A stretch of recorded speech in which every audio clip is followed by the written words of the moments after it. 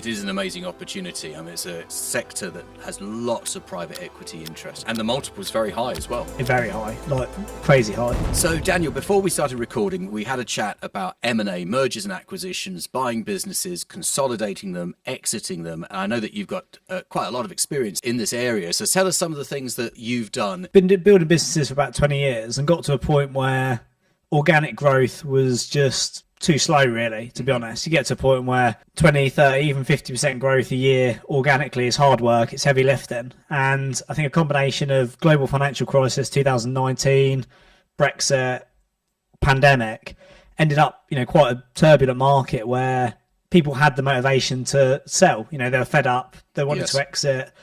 There was uncertainty in the market. And during that period, we did a few acquisitions. I sold some companies in 2011, 2012 and moved out of clothing, manufacturing, retail into property. And then through property over the last 10 years or so, we've bought and sold about 25, 30 different companies.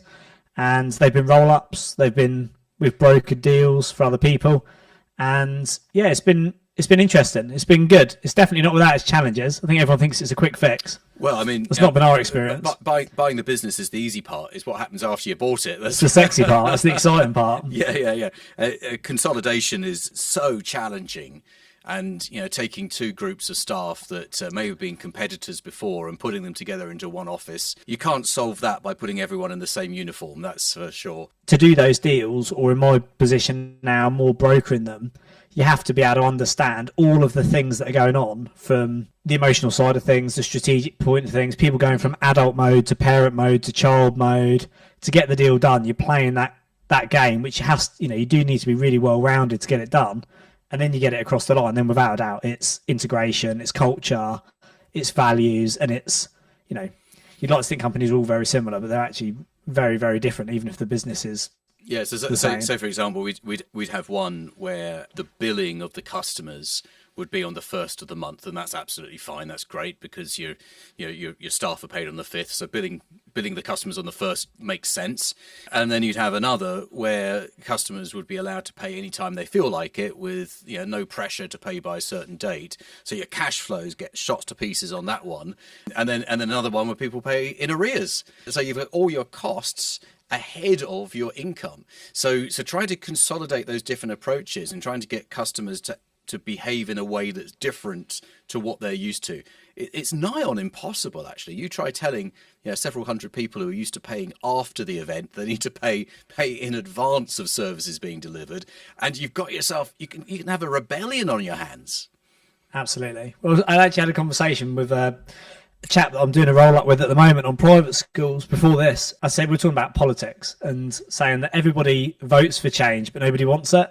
Everyone speaks like they want change, and then when it comes in, actually, the majority of people don't like change, even if it's for the better. Yeah, exactly. Even if it's good the challenge we had. Even if it's good change, and you can buy them a new microwave and a new kettle for the staff room, and you think, well, that's what they wanted. Now they've got it, and it's not as good as the old one.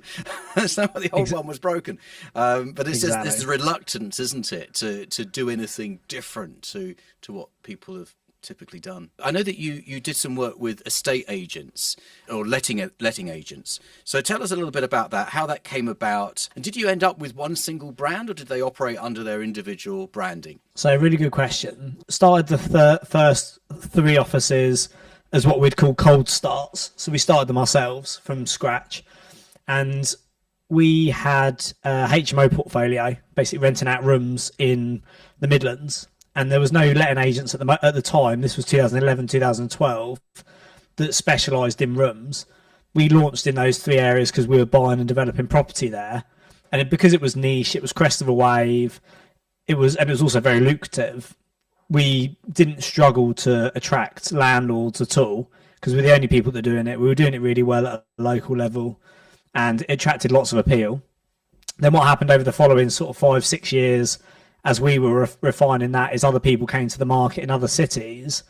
And then what happened was the market was very fragmented, which is often what we'd look for when we're looking at doing a roll-up. So basically find an industry where there's no national big players, lots of independents, like we've seen A friend of mine did it with vets. So there was lots of independent vets, no real national chains. And then they rolled up about 2,500 independents into a big veterinary practice and then floated it. We looked for that. That was definitely what happened in the market. And that coupled with the tenant fee ban and increased regulation, reducing margins, really it was getting to a point where there was lots of people with these independents, but because of the reduced revenue, it went from making, we were making 30-40% net profit to start off with. They were really getting compressed down to sort of 25-20%, even down to 10%. A lot of them weren't making money. So we started then rolling them up. We had a head office in Nottingham, centralised all the operations into head office, and then on the ground, closed the offices, moved all of the operations off the local level up to the head office, and then brought the margin back in that way. And we rolled it up to, over about 3 years, we rolled up 11 different companies, and then we exited in the summer of 2021 and sold it as a group to go on and do its next thing. Let me ask you a few questions about that. So how did you structure each deal and how did you finance it? As far as the organisation goes, the structure was we kept them as limited companies. So we didn't actually, until we sold it, roll them into a single limited company. So what we did was we structured it as we'd buy the limited company, including the stock, rather than buying just an asset purchase. And then we would keep them as independents, but remove basically all the overheads and replace that with a charge up to what we called head office limited, which was our service centre. That was the structure we went for. And then finance wise, we did the standard sort of model we'll normally do is a minimum of 50% upfront, whether we're buying or selling. And that's like investor capital. It might be retained earnings. It might be a leveraged buyout. We might raise some debt in the company. During the pandemic, we raised millions of pounds through bounce back loans, Sybil's, the recovery loan scheme, really geared those companies up on their own balance sheet and then bought them essentially no money down. So 50% upfront, sometimes in the company name. The debt was bought. And then the other 50% on deferred. We didn't do a huge amount of performance related, just guaranteed deferred payments secured against the shares. And then they would be paid off between 6 months and 5 years, depending on the price. If you want to find out how to buy a business successfully, get your free business buying toolkit. The link is in the video description below. So were all of these letting agents leasehold property, or did you buy the property at any point? So these were agents these were management contracts. So we were basically, I wouldn't say it was a paper exercise, but it was the value was in the management agreement. Maybe sometimes they had shops or like offices, but that's really what I meant. If they were leasing the property and the owner of the agency owned the property, were you interested in buying that, or were you just only interested in the business itself? If it was any other sector, and depending on what our strategy was. So for example, at the minute we're buying private schools, but our primary appeal is the real estate. So like McDonald's, I'm primarily interested in buying, I don't want to say trophy purchases, but they are trophy assets, real nice period buildings with big football fields and their own woods and stuff. We're buying lots of those, and that's got a Propco angle. I'd buy Propco, put a 10-year lease on with Opco, and I'm interested in the real estate element there. That's my primary sort of objective. And with the agents, that wasn't the case. We just closed them down. And with the private schools, it is an amazing opportunity. I mean, it's a sector that has lots of private equity interest, as I'm very sure that you are aware of, and a group of well-run private schools, profitable private schools, is very, very appealing, and the multiple is very high as well. Yeah, I mean, it's very high, like crazy high. We would expect to get on an exit on that, starting at 10 times for an exit, which for an Opco is, I've not seen any sectors recently, without using public markets, I've not seen any sectors recently achieving that. What's the goal then with the private schools in terms of size? How are you measuring it in terms of number of locations, in terms of revenue, earnings? I mean, what are your metrics for measuring how far on the journey you are, and how will you know when you've got to the point of, right, let's prep this to exit, to sell? I think having been in business for a long time, initially your objectives are all about making money. So, primarily you just go for the big margins and you go for the sexy, exciting more revenue means more profit mindset, and that's not always the case unless you get a good exit. But what I'm looking for now is like real nice assets that I can invest my capital in, that I can get 10 years guaranteed return. But if I can get a 10-year return at 8%, that's my primary objective, is to allocate my capital to nice assets that I believe in. So the private schools, we're completing on one in a couple of weeks. You know, it's buying it cash, best part of £1 million, but it's in an area, it's in a real affluent area, a really nice big house, 2.5 acres, got its own wood, swimming pool, and it's currently a private school, and we're buying it for maybe £250,000 less than what it's worth. And what I'll do is I'll buy the whole thing, lease the building to Opco for 10 years. And for me, on the balance sheet, you know, I've made a couple £100,000 by putting my capital in there. That's the primary objective for me. And then the secondary objective is to be able to get that 10-year lease on the P&L. So I've got that guaranteed money coming in off my investment. With the private schools, are you buying from charities? Because quite often they're set up as charities, aren't they, to maximise the sort of the tax status of the charity? Yeah, so it's interesting you raise that, because I've been looking at these for about a year or so. I've been doing these for about 12 months, and recently that loophole got closed apparently, but I was actually not even aware that it existed. Businesses that we're buying are off private, either LLPs or private owners. When you think about the sort of niche or the target market, we're going for the people who run it for 30-40 years. Yes. You know, they're at retirement age now. That's the sort of profile we've gone for. But you're absolutely right, there's some huge tax benefits of running them as charities, but it's not something we're doing at the minute, and it's not something I personally know a huge amount about. If you've got these older owners, I guess retirement is the number one thing on their minds. That's the main incentive for selling when they do. And I suppose if you're buying the property and they can receive a cash sum for the property on completion, then they're going to be very happy with that outcome, aren't they? The motivation to sell is retirement, and they're probably, some of these are 5-10 years behind where they should be. You know, they should have retired by now, but they haven't found the right buyer. And that's the second thing, is there's a huge legacy piece. As you know, you'll know this stuff inside out. When you're buying businesses off owner operators, there's a huge emotional connection legacy piece with it.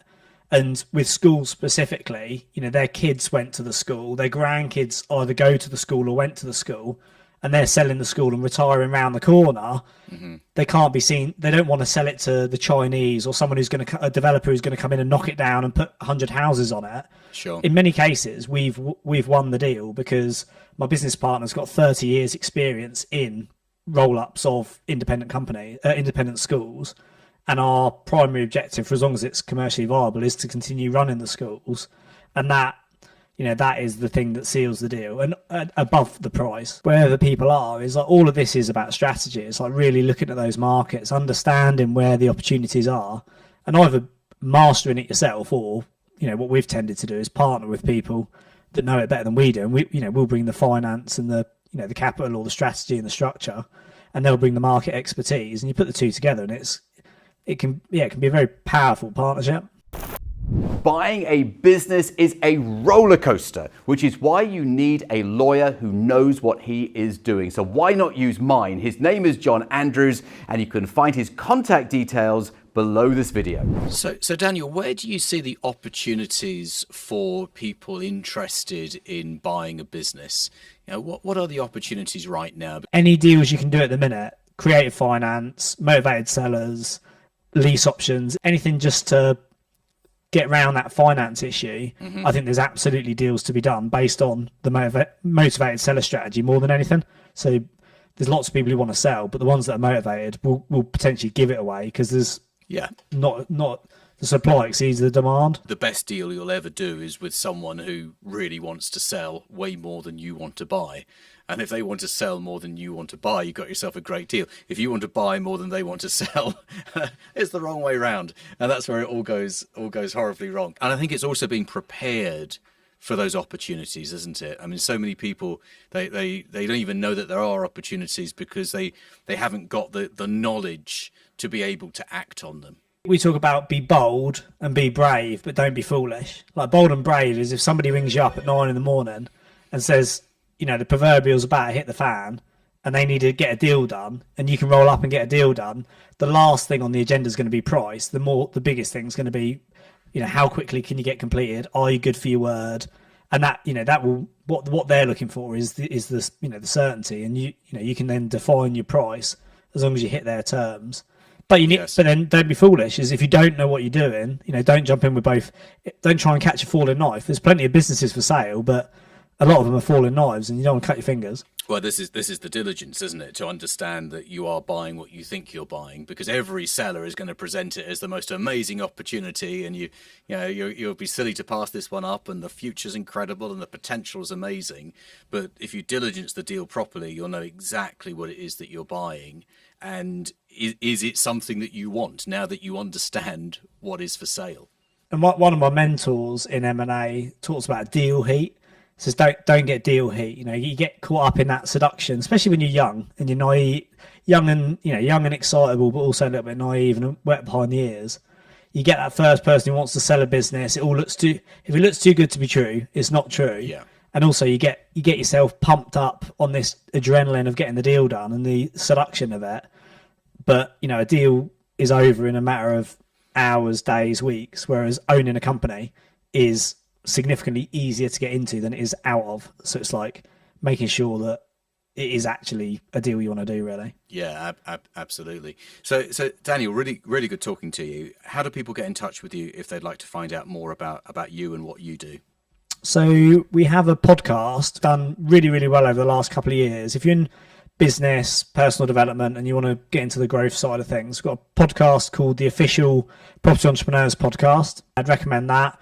I actually released a book last week, which went to Amazon bestseller in the charts last week, called Karma Credits. And it's not necessarily about business and investment. It's more about, when we started this conversation off, talked about understanding how to be a good person, basically, and broker those deals based on human, the way that we behave as humans. On Facebook, Dan Hill, and then on Instagram, follow me, Property Entrepreneur. There's plenty of free content on there about everything to do with wealth, health, and life by design for those who are interested in those things.